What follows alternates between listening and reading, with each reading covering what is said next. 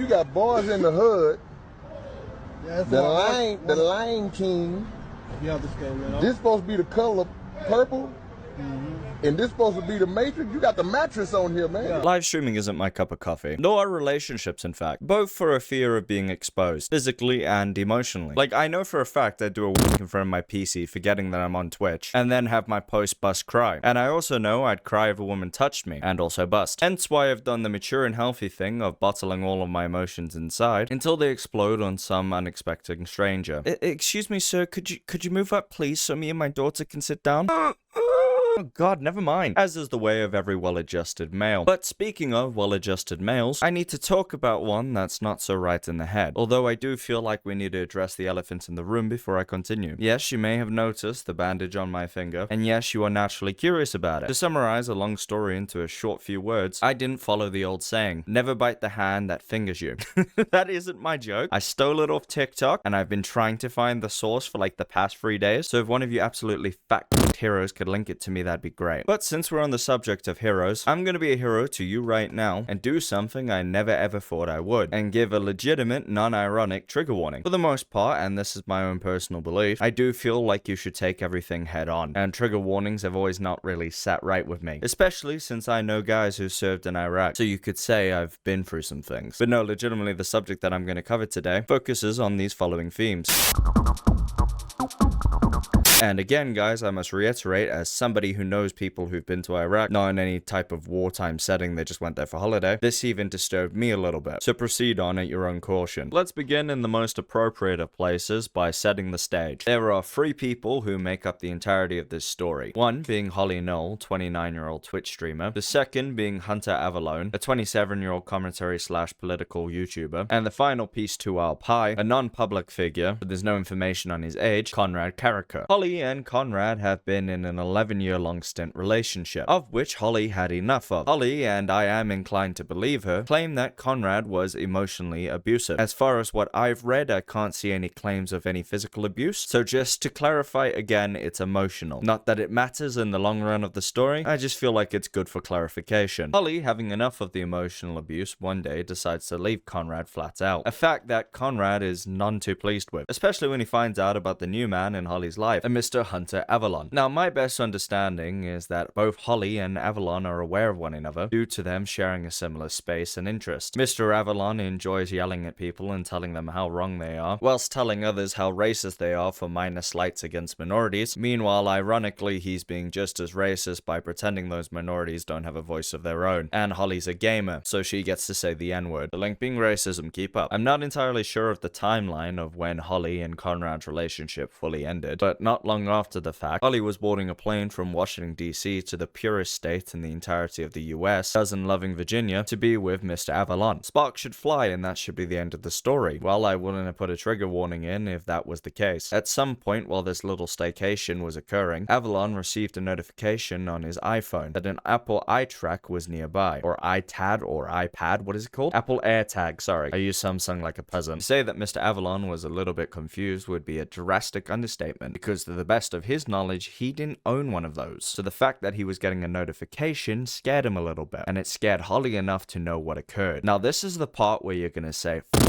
that, as more or less through no exaggeration or lie, we pretty much get a live play-by-play off Twitter as the events unfold. I know it's cliche to say, but it's very much like Black Mirror, except this is the first season with the really cool and not all incredibly sexy pig lovemaking scene, and not the stupid seasons that follow. On the 4th of December this year, 2023, so not that long ago, Holly posts about the air tracker on her Twitter, saying, "Abuse always escalates once you leave. I just found out that Conrad air tags in my stuff to track my location. This is not okay. Feeling violated." Doesn't that make your skin crawl a little bit? Well, it's definitely going to. The following day, Holly writes, "You aren't a bad person for holding the people that you love accountable. In fact, you are helping them break the cycle. The behavior is not condoning it." Standard survivors messaging or whatever. The day after that, December the 7th, second person to shame me for speaking out. One of them was a mutual friend. I am no longer protecting his image by staying silent. In fact, taking back control over the narrative is empowering, and I want all victims to be inspired by my voice. voice. Oh, who cares, Dean? What are you getting at? Just wait. December the 8th. Feeling cozy and safe with her new boyfriend. Clarify for me, guys. How many days has it been? Exactly 3 days at this point. That exact same day, she wrote that feeling cozy with her new boyfriend, quote tweeted by Hunter Avalon. I'm still trying to process this and I'm most likely in shock as I write this. But only a few hours ago, the same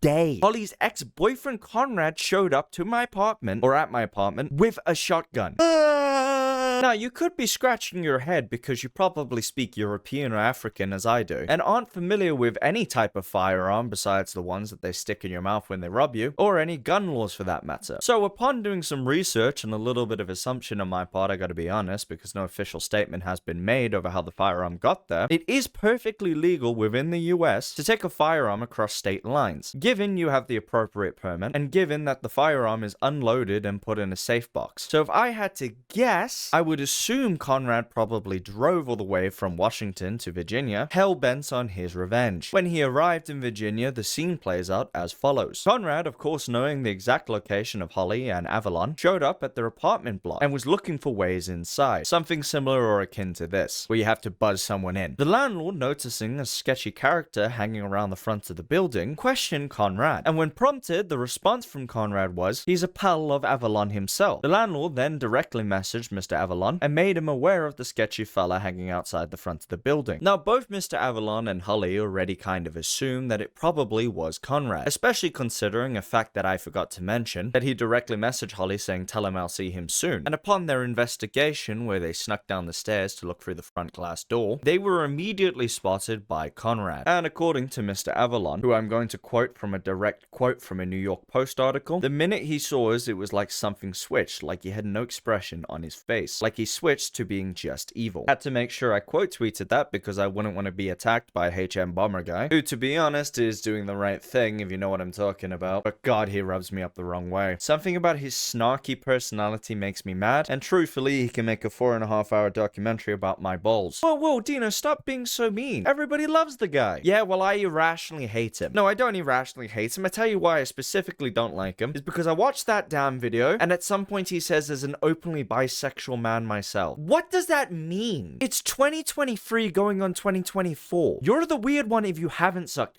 openly bisexual. You know, you can't say that. Yes, I can, bro. Look at the shirt I'm wearing. You put 2 and 2 together where this mouth has been. Aside from that, like, really tiny minor thing, though, I do like the guy. He makes really good videos. That was just like a pet peeve of mine that's been laying on my mind for a month. I'm a really pathetic person. Anyway, back to the subject at hand. Conrad, upon noticing Holly and Avalon's presence, drew the shotgun on the pair, and Holly instinctively stepped in between the two of them, through the glass panel, mind you. Her thinking at the time was that he wouldn't shoot her. Unfortunately, she was wrong in this gamble, and when the shot went off through the glass panel, some shrapnel shot her in the leg. There are pictures of this on her official Twitter, but it goes without saying that I can't show it on YouTube. And here's the part that becomes incredibly distressing. The pair of Avalon and Holly fled upstairs. Keep in mind, Holly has a gaping wound in her leg at this point, but adrenaline is pushing her forward. Once inside the apartment, Avalon and Holly set to treating her leg, as well as calling the police and recording for evidence in their words. I will play a snippet of the recording, and at this point, dude, you've been warned 3 times, so it's on you if you want to listen to it.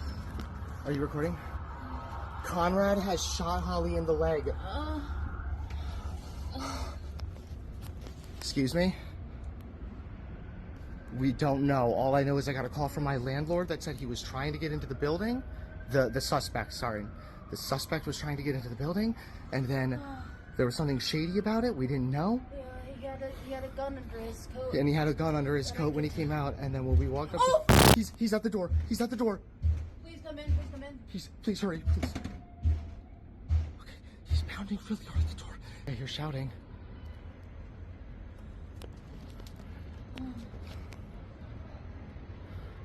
I think I hear them. The video doesn't cut off there, I just think from now on I should rather describe the rest of it, as it gets particularly brutal. Through Mr. Avalon's recording, you can hear police present down the hall, with them shouting instructions towards Conrad, demanding that he drops the weapon and show his hands. This was a few seconds before you hear a flurry of gunfire going off. The reason the police present was so quick, even though you heard Avalon still on the phone with the dispatcher, was because after the first shot went off and they ran upstairs, somebody had already called the police. Whilst this was all occurring, the live shoot-off between Conrad and the police, I mean, Holly was desperately attempting to calm down her ex and texting him, begging him to surrender. The vast majority of the exchange is just denial, with the final message from Conrad being particularly haunting, or should I say the final 2 messages. Bearing in mind that this is the last words this man will ever utter, he strings together 2 different sentences. Just live your life for yourself, and I should have killed the coward, referring to Mr. Avalon. Makes the spine tingle. A few moments after sending those final messages, Conrad took his own life. I'm not entirely sure what the message or the takeaway of this should be, nor am I entirely sure about my feelings on this story, besides being completely conflicted. Conrad was clearly a despicable human being who emotionally abused his girlfriend for many years, and his inability to grow up essentially boiled over into him having the ultimate man-baby tantrum. But I also feel weirdly sympathetic towards him. He had his own issues, because no rational person behaves like this, and truthfully I wish that at some point in his life these issues were addressed. It's no excuse for how he treated Holly, and it's no excuse to what it led to in the end. Conrad lived as he died, a stain on the bottom of the boot of the world. I know that sounds particularly cruel, but the dude nearly killed another man over a jealous rage, because in his mind he saw this woman, Holly, as nothing more than an object to be owned. I can't speak to the inner workings of their relationship, nor would I assume to do so, and maybe Holly and Mr. Avalon feel differently, but from an outsider looking in, a coward took the coward's way out. In the aftermath of everything that's occurred, Holly was treated at the hospital and set up a GoFundMe to afford her medical bills. As of right now, it appears that Holly is doing the emotionally mature thing and being the bigger person, posting about how she doesn't want Conrad to be remembered as a monster, but as someone who is deeply mentally unwell. As for Avalon, it appears that the couple is still together as of the recording of this video. All I want to say in the closing words of this little piece that I made is, as much as I judge from the outside and you judge from the outside, we don't know the inner workings of everything in the end. And all I can wish for is that we could all be as brave as Holly and as forgiving and wonderful as she is. That's all I have to say on the matter, guys. Thank you so much for watching as always, and I'll see you next time. Bye bye.